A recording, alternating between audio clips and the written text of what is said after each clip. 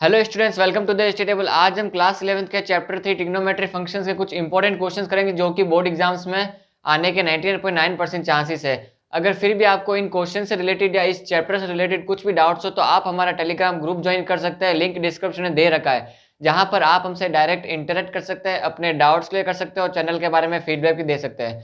तो चलिए फिर आज की क्लास का फर्स्ट क्वेश्चन करते हैं। फर्स्ट क्वेश्चन एनसीईआरटी के एक्सरसाइज 3.1 का क्वेश्चन नंबर 5 है।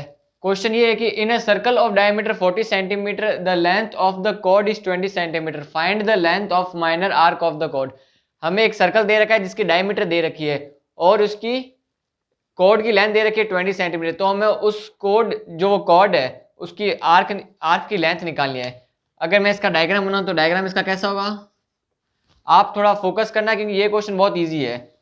लाइक एग्जाम्पल, मुझे सबसे पहले एक सर्कल दे रखा है, ये मैंने एक सर्कल बनाया, मुझे इसकी डायमीटर दे रखी है, ये इसका सेंटर है और मुझे इसकी डायमीटर दे रखी है, ये मुझे दे रखी है 40 सेंटीमीटर। अगर मुझे डायमीटर 40 सेंटीमीटर दे रखी है इट मीन्स रेडियस इसकी क्या होगी, रेडियस इसकी जस्ट हाफ होगी, तो रेडियस मेरे पास आएगी 20 सेंटीमीटर। और मुझे बोला गया कि जो कॉर्ड है कि the length of the chord is 20 centimetre, ये बनाई मैंने कॉर्ड, इसकी लेंथ मुझे दे रखी है 20 सेंटीमीटर। तो इस कॉर्ड की लेंथ मुझे दे रखी है 20 सेंटीमीटर, तो मुझे इसकी माइनर आर्क की लेंथ निकालनी है। ये तो हो जाएगी मेजर आर्क, माइनर आर्क की छोटी वाली होगी, तो मुझे इसकी लेंथ निकालनी है। इसकी लेंथ निकालने के लिए मुझे सबसे पहले मैं इनको जोड़ता हूँ। ये दोनों रेडियस है, ये दोनों रेडियस है, तो ये भी 20 सेंटीमीटर होगी और ये भी 20 सेंटीमीटर होगी। ये 20 है, ये 20 है, ये 20 है, तो ये एक इक्विलेटरल ट्रायंगल बन गया। और हमें पता है कि इक्विलेटरल ट्रायंगल के सारे एंगल 60 डिग्री होते हैं। इट मीन्स ये एंगल भी 60 डिग्री होगा, 60 डिग्री। तो और हमने ये फॉर्मूला पढ़ रखा है कि थीटा इजिकल्स टू होता है arc upon radius, theta is equals to arc upon radius. ये हमारी आर्क है, इसको मैंने माना एल है, तो ये आर्क अपॉन रेडियस होता है। तो थीटा तो हमें दे रखा है डिग्री मेजर में, लेकिन ये फॉर्मूला रेडियन मेजर के लिए लगा जाता है, तो हमें सबसे पहले थीटा को रेडियन मेजर में बदलना पड़ेगा। तो ये हमें 60 दे रखा है, 60, और इसको अगर मुझे रेडियन मेजर में बदलना है तो it means degree to radian measure में कैसे बदला जाता है, इंटू पाई बाय 180 से मल्टीप्लाई करके। तो ये डिग्री मेजर है, मैंने इसको पाई बाय 180 से मल्टीप्लाई किया तो मुझे आंसर मिला पाई बाय 3। इट मीन्स ये रेडियन मेजर में क्या होगा, पाई बाय 3। तो पाई बाय 3 में इस फॉर्मूले लगता हूँ, pi by 3 is equals to arc, arc मुझे निकालनी है और मुझे रेडियस कितनी दे रखी है, मुझे रेडियस दे रखी है 20 सेंटीमीटर, तो रेडियस 20। तो यहाँ से आर्क की लेंथ क्या आई, यहाँ से आर्क की लेंथ आई 20 पाई बाय 3, ये आई हमारी आर्क की लेंथ। आर्क की लेंथ आई 20 पाई बाय 3, इसकी लेंथ होगी 20 पाई बाय 3। हमें ध्यान रखना पड़ेगा कि ये जो फॉर्मूला होता है ये रेडियन मेजर के लिए होता है, ये डिग्री मेजर के लिए नहीं होता। यहाँ पे हम 60 नहीं रख सकते, अगर यहाँ पे हम 60 रखते तो 60 × 20 1200 हो जाता, और जो कि कहाँ से गलत होता। तो हमें ये फॉर्मूला सिर्फ और सिर्फ रेडियन मेजर के लिए लगाना है, डिग्री मेजर के लिए कभी नहीं लगाना है। तो आज की क्लास का नेक्स्ट क्वेश्चन करते हैं। नेक्स्ट क्वेश्चन ये एनसीईआरटी का 3.2 से पेज नंबर 63 से लिया गया है कि find the values of trigonometry functions. ये हमें दो ट्रिग्नोमेट्री फंक्शन दे रखे हैं, हमें इनकी वैल्यूज फाइंड करनी है। पहला क्वेश्चन है, ये 6 क्वेश्चन है साइन 765 डिग्री की। तो हमें इसको सबसे पहले रेडियन मेजर में बदलना पड़ेगा। अगर आप इसको रेडियन मेजर में बदलना चाहते हो तो आप रेडियन में बदल सकते हैं, और अगर आप इसमें करना चाहते हो तो आप इसमें भी बदल सकते हैं। अगर हम इसको नॉर्मली रेडियन मेजर में बदलें तो हमारे लिए ज़्यादा आसान होगा। हमें पता है कि सॉल्यूशन, हमें पता है कि जो 2 पाई की जो वैल्यू होती है वो होती है 360 डिग्री, ये हमें पता है। तो अब हम इसको करते हैं। तो 765 मुझे दे रखा है, इसको मैं कैसे लिख सकता हूँ, इसको मैं साइन 765 डिग्री को मैं 720 + 45 डिग्री लिख सकता हूँ। 720 डिग्री + 45 डिग्री, इसको मैं ऐसे लिख सकता हूँ 765 को, क्योंकि 720 + 45 765 डिग्री हो जाएगा। और 720 डिग्री अगर मैं इसको रेडियन मेजर में लिखूँ तो रेडियन मेजर में यहाँ से क्या आ गया, 4 पाई आएगा, 4 पाई। तो इसको मैं लिखता हूँ साइन 4 पाई प्लस, और मैं 45 डिग्री को पाई बाय 4 लिख सकता हूँ। कैसे, पाई की वैल्यू होगी 180 तो मुझे चाहिए 45 की वैल्यू। 45 की तो मतलब pi by 4 is equals to 45 degree होगा। अगर मैं यहाँ पे इसको डिवाइड बाय 4 करूँगा तो मुझे इसको भी डिवाइड बाय 4 करना पड़ेगा, तो इसको मैं डिवाइड बाय 4 करूँगा तो मुझे 45 मिलेगा, तो pi by 4 is equals to 45 degree हो जाएगा। तो मैं इसको 45 को प्लस पाई बाय 4 लिख सकता हूँ। तो मैंने साइन को ऐसे लिख दिया।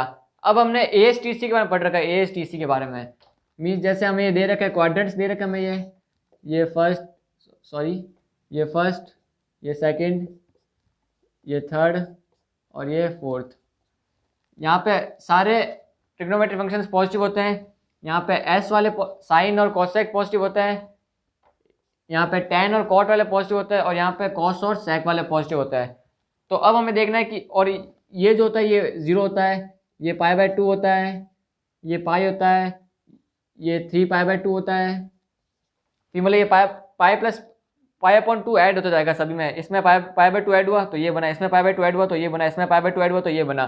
जब इसमें पाई बाय 2 ऐड होगा तो ये बनेगा। इट मीन्स इसकी वैल्यू हो जाएगी 2 पाई, तो ये 2 पाई हो जाएगा। इट मीन्स ये 0 होगा, ये 2 पाई होगा, ये 4 पाई होगा, 6 पाई, ये ऐसे मल्टीपल चलेंगे, ये पाई, ये 3 पाई, ये 5 पाई, ऐसे मल्टीपल चलेंगे। तो अब हमें दे रखा है 4 पाई प्लस पाई बाय 4। तो यहाँ से मैंने स्टार्ट किया 0 पाई से, 0 से स्टार्ट किया, 0 से ये मैंने पहले 2 पाई चला, फिर मैं इसको और 2 पाई चला तो मुझे 4 पाई मिला। It means 4 pi plus pi by 4, 4 pi plus pi by 4 means यहाँ पर आएगा फर्स्ट क्वाड्रेंट में, और फर्स्ट क्वाड्रेंट में ऑल पॉजिटिव होता है, और ये 4 का मल्टीपल है मीन्स ये इंटीजर का मल्टीपल है, तो ये साइन का साइन ही रहेगा। तो इसको मैं कैसे लिख सकता हूँ, इसको मैं साइन पाई बाय 4 लिख सकता हूँ। तो sine pi 4 pi plus pi by 4 को मैं साइन पाई बाय 4 लिख सकता हूँ, और साइन पाई बाय 4 की वैल्यू में पता है होती है 1/√2। तो इसका आंसर होगा 1/√2। तो इसी तरह ये वाला क्वेश्चन भी है। अब ये वाला क्वेश्चन हम करते हैं, तो इस क्वेश्चन को हम करेंगे, जैसे हमने पढ़ रखा है sine minus theta is equals to minus sine theta होता है, sine minus theta is equals to minus का साइन थीटा होता है, ये हमने पढ़ रखा है। तो ये साइन माइनस थीटा दे रखा है, तो इसको मैं माइनस का साइन 11 पाई बाय 3 इसको मैं ऐसे लिख सकता हूँ। हाँ, मैं इसको ऐसे लिख सकता हूँ। अब मैं 11 पाई बाय 3 को मैं और कैसे लिख सकता हूँ कि वो और इजीली सॉल्व हो जाए, तो इसको मैं माइनस का साइन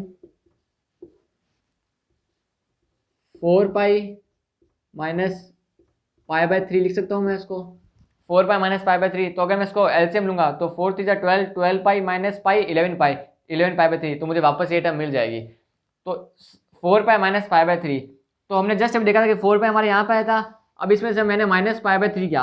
अब अगर मैं माइनस पाई बाय 3 करूँगा इट मीन्स ये नीचे की साइड जाएगा, और नीचे की साइड साइन होगा नेगेटिव, क्योंकि यहाँ पे सिर्फ कॉस और सेक पॉजिटिव होता है। तो फोर्थ क्वाड्रेंट में साइन तो नेगेटिव होता है, इट मीन्स ये भी नेगेटिव होगा।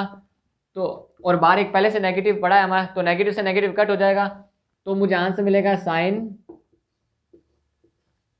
पाई बाय 3।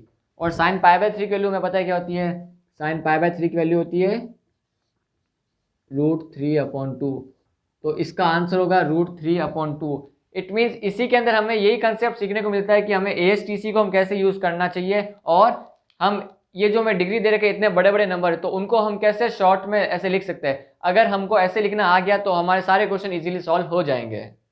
तो आज की क्लास का नेक्स्ट क्वेश्चन करते हैं। नेक्स्ट क्वेश्चन NCERT की 3.3 एक्सरसाइज का है। ये क्वेश्चन 21 है। हमको ये प्रूव करना है कि cos 4x plus cos 3x plus cos 2x upon sin 4x plus sin 3x plus sin 2x is equals to cot 3x होता है। तो इसके अंदर हमें सबसे पहले ये चीज़, हमको ट्रिग्नोमेट्री के जो फॉर्मूलेज है तो वो हमें याद रहने चाहिए। तो इसके अंदर दो फॉर्मूले यूज आएंगे। वो दो फॉर्मूले कौन कौन से हैं? पहला फॉर्मूला ये है कि इसमें cos c plus cos d का फॉर्मूला लगेगा, और sin c plus sin d का फॉर्मूला। तो मैं cos c plus cos d का फॉर्मूला यहाँ पे लिख देता हूँ, यहाँ पे लिख देता हूँ मैं।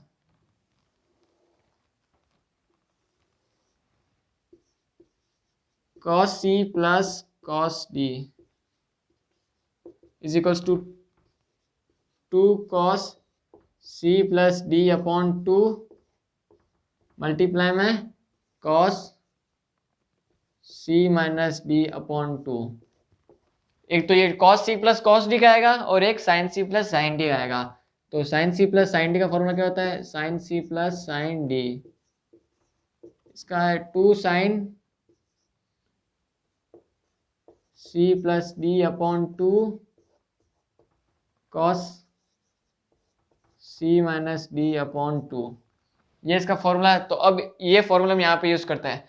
तो ये फॉर्मूला हमें 3 टर्म दे रखी है, तो हमें किसके ऊपर लगाना पड़ेगा, तो हमें उन 2 टर्म्स के ऊपर लगाना पड़ेगा कि जिनसे हमें बीच वाली टर्म मिल सकती है, मीन्स हमें दूसरी टर्म हमें मिल सकती है।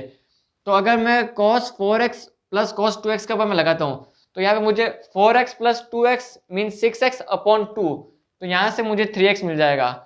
और साइन के अंदर में 4x प्लस 2x का यहाँ पे भी मैं लगाता हूँ, तो sine C plus D mean sine 4x plus 2x 6x upon 2, तो यहाँ से मुझे साइन 3x यहाँ से मिल जाएगा। तो मुझे cos c plus cos C D का फॉर्मूला इन दोनों में लगाना है और साइन सी डी का फॉर्मूला इन दोनों में लगाना है। तो मैं लगाता हूँ। तो मैं सबसे पहले LHS लेता हूँ, LHS लेता हूँ। तो मैं अगर इन दोनों में लगाता हूँ, मैं इन दोनों में cos 4x और cos 2x में, तो cos c plus cos d, इसका फॉर्मूला क्या है, 2 cos c plus D upon 2, 2 cos c plus D upon 2, c 4x है, d 2x है, तो c प्लस डी क्या होगा, 6x upon 2 means 3x multiply में cos c minus D upon 2, cos c minus D, 4x में से minus 2x क्या, तो 2x अपॉन 2 मीन्स x। अब यहाँ पे प्लस cos 3x बचा हुआ है, प्लस cos 3x, ये रहा। और नीचे के साइड क्या आएगा, डिनोमिनेटर में sine 4x plus sine 2x is equal to 2 sine c plus D upon 2 means 2 sine c plus D upon 2, 4x plus 2x 6x upon 2, 6x upon 2 means 3x into cos c minus D upon 2, cos 4x minus 2x 2x, 2x upon 2x plus sine 3x, sine 3x। अब numerator में से मैं cos 3x common ले सकता हूँ और denominator में से मैं साइन 3x कॉमन ले सकता हूँ। अगर न्यूमिनेटर में से मैं cos 3x कॉमन लेता हूँ तो मुझे क्या मिलता है, cos 3x, मुझे अंदर की साइड क्या मिलेगा, cos 3x मैंने कॉमन ले लिया तो 2 cos x plus 1, 2 cos x plus 1, और डिनोमिनेटर में मुझे क्या मिलेगा, साइन 3x मैंने कॉमन लिया, साइन 3x, और मुझे अंदर की साइड क्या मिलेगा, 2 cos x plus 1, 2 cos x plus 1। अब ये 2 cos x प्लस 1 ये 2 cos x प्लस 1 से कट जाएगा और मुझे आंसर मिला cos 3x upon sine 3x means cos theta upon sine theta, cos theta upon sine theta होता है cot थीटा और थीटा में दे रखा है 3x। तो ये रहा, हमने प्रूव कर दिया LHS इजिकल्स टू RHS हमारा आ गया। हमें बस इसमें CD का फॉर्मूला याद रखना था। हमें ऐसे टाइप के सभी क्वेश्चन में ट्रिग्नोमेट्री के आइडेंटिटीज और फॉर्मूलेज याद रहने चाहिए, जिससे हमने ये क्वेश्चन इजीली सॉल्व कर लिया है। तो चलिए फिर नेक्स्ट क्वेश्चन करते हैं आज की क्लास का। ये क्वेश्चन NCERT की 3.4 एक्सरसाइज का 6th क्वेश्चन है। तो हमें ये इक्वेशन दे रखे, हमें इसका जनरल सॉल्यूशन फाइंड करना है। तो हमें जनरल सॉल्यूशन फाइंड करने के लिए हमें सबसे पहले इन टर्म्स को एक मल्टीपल में लाना पड़ेगा, means a into B is equal to 0 की टर्म में लाना पड़ेगा। फिर a is equal to 0 put करके हमें एक सॉल्यूशन निकालना पड़ेगा और b इज इक्वल टू 0 करके हमें उसके जनरल सॉल्यूशन निकालने पड़ेंगे। तो हम सबसे पहले इस इक्वेशन को a इंटू बी की फॉर्म में लाते हैं, means a into B is equal to 0 की फॉर्म में लाते हैं। तो यहाँ पे मैं देख सकता हूँ, यहाँ पे मुझे ये CD का फॉर्मूला लग रहा है cos 3x plus cos x, तो मैं यहाँ पे cos c plus cos d का फॉर्मूला लगा सकता हूँ। जस्ट मैंने अभी जैसे बताया कि मुझे उन्हीं 2 टर्म्स को लेना है, जिन 2 टर्म्स को लेने के बाद मुझे तीसरी टर्म मिल जाएगी। तो अगर मैं 3x प्लस x लूंगा तो means c plus D upon 2 होता है, तो 3x plus x 4x upon 2 cos 2x मुझे मिल जाएगा। तो मैं यहाँ पे cos CD का फॉर्मूला लगाता हूँ। तो अगर मैं यहाँ पे cos CD का फॉर्मूला तो मुझे क्या मिलेगा, cos c plus cos d is equals to 2 cos c plus d upon 2 means 3x plus 4x upon 2, 3x plus x upon 2 cos c minus d upon 2, 3x minus x upon 2 minus cos 2x is equals to 0। यह है हमारे पास equation. अब इसको हम solve करते हैं। तो इसको सॉल्व करने तो आएगा 2 cos 2x into 2 cos x into cos x minus cos 2x is equals to 0। यहाँ से मैं cos 2x कॉमन ले लेता हूँ, तो cos 2x जब मैंने कॉमन लिया cos 2x, तो मेरे पास अंदर की साइड बचा 2 cos x -1 is equals to 0। तो अब यहाँ पे आप ध्यान दीजिए कि यहाँ पे a into B is equals to 0 की मुझे फॉर्म में मिल चुकी है, तो मैं cos 2x is equals to 0 रखूंगा। पहले मैं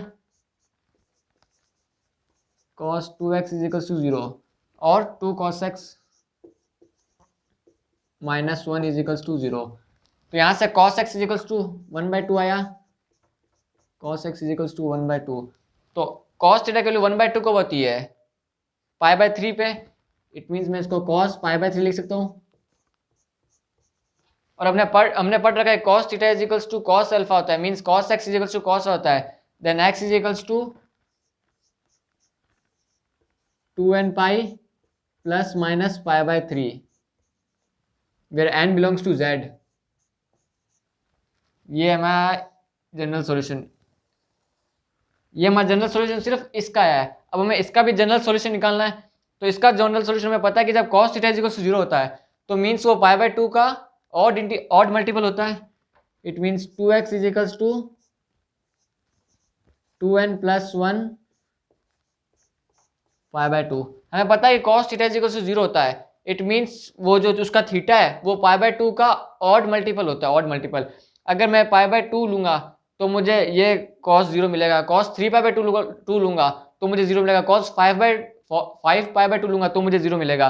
इट मीन्स ये मुझे तब मिलेगा जब ये एक ऑड मल्टीपल होगा। तो 2x is equal to 2n plus 1 π/2 मुझे मिलेगा। तो यहाँ से मुझे x की वैल्यू क्या मिलेगी? यहाँ से मुझे x की वैल्यू मिलेगी 2n प्लस 1 π/4। तो इसके दो जनरल सॉल्यूशन होंगे, एक x is equal to 2n plus 1 π/4 और x is equal to 2n pi plus minus π/3। इन दोनों में n बिलोंग्स टू इंटीजर है। सो स्टूडेंट्स, यहाँ पर हमने बोर्ड्स में आने वाले क्वेश्चंस को डिस्कस कर लिया है, और अगर फिर भी आपको इन क्वेश्चन से रिलेटेड या चैप्टर से रिलेटेड डाउट हो तो आप हमारा टेलीग्राम ग्रुप ज्वाइन कर सकते हैं, लिंक डिस्क्रिप्शन में दे रखा है। Thanks for watching the video, like the video and subscribe our channel.